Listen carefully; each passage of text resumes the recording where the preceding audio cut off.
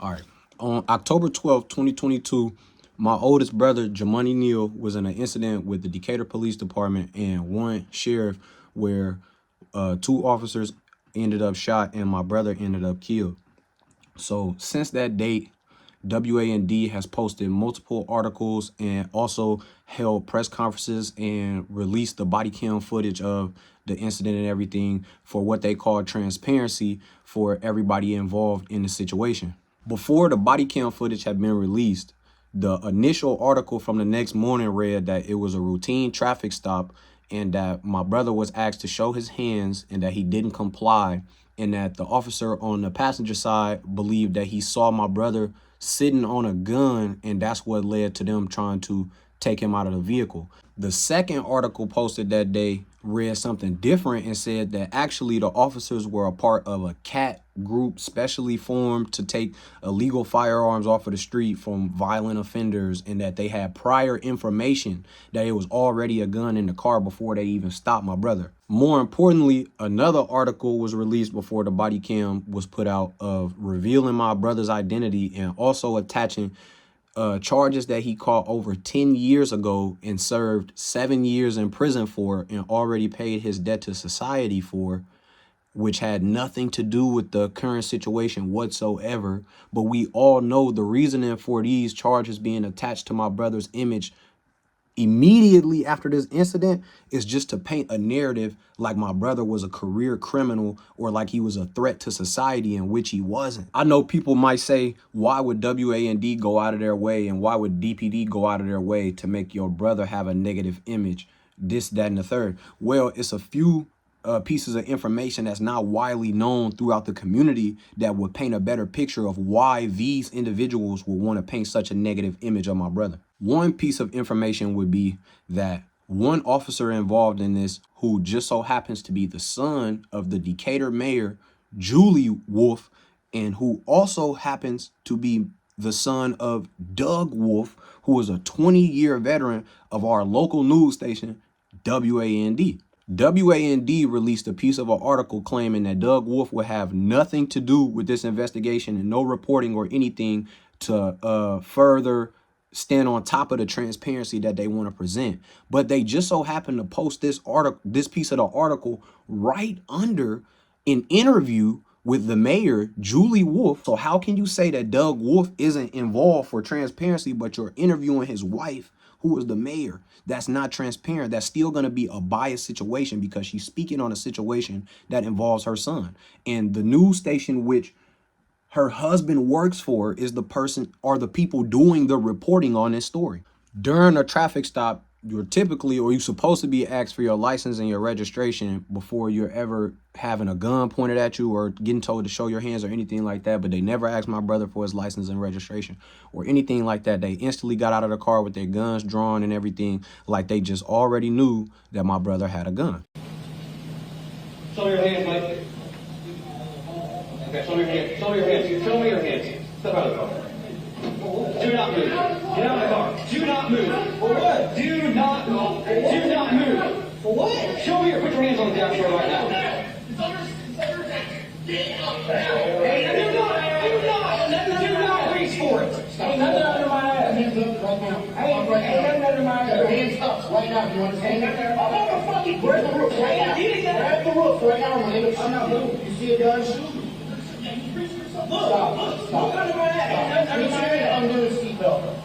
Typically, in a case where you would assume that someone driving a car has a gun, you would talk through the loudspeaker that's built into the police car and tell them to get out of the car, show their hands, and walk backwards and things like that. That's what I've typically seen people do, or officers do, when there's an individual who's suspected of having a gun. You talk over the loudspeaker and you direct them to get out of the car and to walk backwards. But instead, these officers chose to walk up to the car aggressively and bang on top of the hood and point the gun in his face and tell him to get out of the car right now or I'm going to end up shooting you. It was two officers on both sides of the vehicle, one on the passenger side with a gun, one on the driver's side with a gun. The one on the driver's side is the one who bangs on the hood, points the gun in his face and tells him, get out of the car or I'm going to shoot you. The other officer on the passenger side is telling him to show his hands. He's listening and showing his hands to the officer on the passenger side. There's multiple directions being given to him at one time. One officer tells him to get out of the car. One officer tells him don't move. The other officer on the passenger side of the car says that he sees a gun under the seat. Then he says he sees a gun under his ass. As my brother tells him, there's nothing under my ass. He lifts up with his hands in the air and his phone in his hand, trying to show that there's nothing under his ass. That's when the other officers are telling him, don't move, don't move. So they're giving him two different directions at once. So what is he supposed to listen to? It's under his... Get out of the car now! Get out of the car! Don't! Hey, get your hand up! Get your hand up now! It's under his ass! Get up now! Get let me see your hand! Do not reach for it! Ain't nothing under my ass. Get your hands up right now. Ain't nothing under my ass. Get your hands up right now. Another piece of information that might not be widely known is the officer that was seen being aggressive and banging on top of the hood with the gun in his face is a twin cop. Officer Whitmer has a twin brother. They both have been on the force for 15, 20 years, however long they've been police officers. But they are widely known in the Decatur area for being overly aggressive in minority communities. Like, this is not a singled out situation. This isn't a way for me to take this personal or anything, because it's other people with the same skin color and from the same neighborhood that I'm from that knows the track record of the twin cops. Everybody knows the twin cops in Decatur, Illinois. They're overly aggressive with minorities. It's just a thing that everybody knows in the community. At the end of the day, this isn't a thing about color or anything like that. This is a thing between what's right and what's wrong. And for WA&D and the police department to say that these officers are veterans and they've been with the force for so long, they approach this situation as completely untrained individuals. They were the original aggressors in this situation. They didn't try to de-escalate the situation at all and had no intentions of having a peaceful interaction whatsoever. They knew what they came to do and they did what they came to do. And the officer that was on the ground that ultimately killed my brother was the twin, and he unloaded his entire clip in retaliation to being shot, in which an officer you would think would be trained to stay under his composure, or however you want to call that. But instead, out of revenge, he unloaded an entire clip on somebody who was already defenseless. Just to add to that, there was a third officer from a distance standing and also shooting while my brother was already on the ground, hands up, and he was already passed out. 3 officers continued to unload their entire clip, their entire weapons.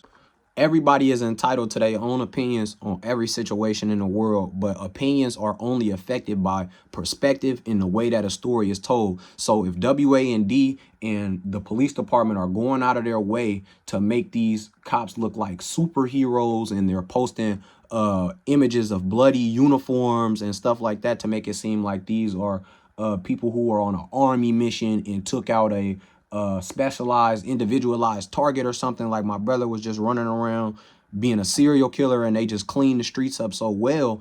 And instead of portraying that image and things, why not tell an accurate story and get a grasp on who was actually taken from their family and things like that before you try to run up with this narrative? They continue days after the post articles to tie in other situations around Illinois and mix that in with my brother, which I have no idea how that has anything to do with the situation at hand.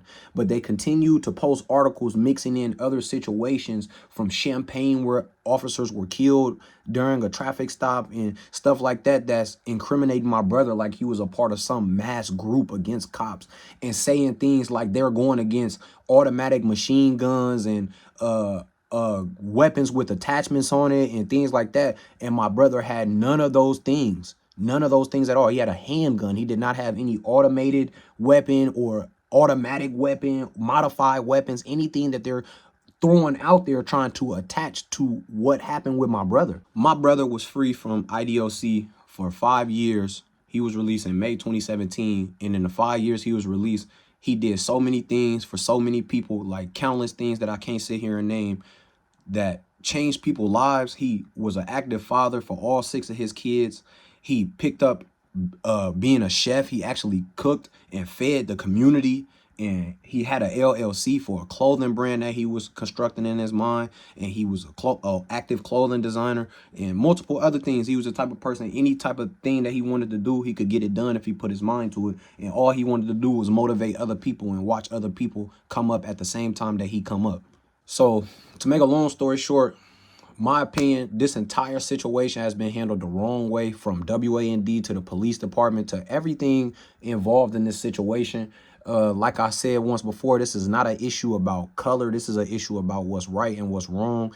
And I think that everybody need to pay more attention to how this situation is being handled, because this could be anybody. Like literally, this could be anybody. And if they would do my family this way and my brother this way in this sort of situation, then they will do that to anybody. WAND has a large audience, obviously being a news center, and the police department have a large following, being the Back to Blue movement and things like that. But me as an individual, I feel like I got a right to get my message out there and my perspective out there too, especially when it comes to my brother. And I also have a decent following. So if it's anybody watching this that organically, truly fucks with me and anything that I got going on, put this wherever you can and help me get my message out there to have a more clear view of what really happened on October 12th, when I lost my oldest brother. And it wasn't just the streets being cleaned up. I lost my oldest brother on October 12th. My nieces and nephews lost their dad on October 12th. It was way more than the Decatur Police Department doing their job and cleaning the streets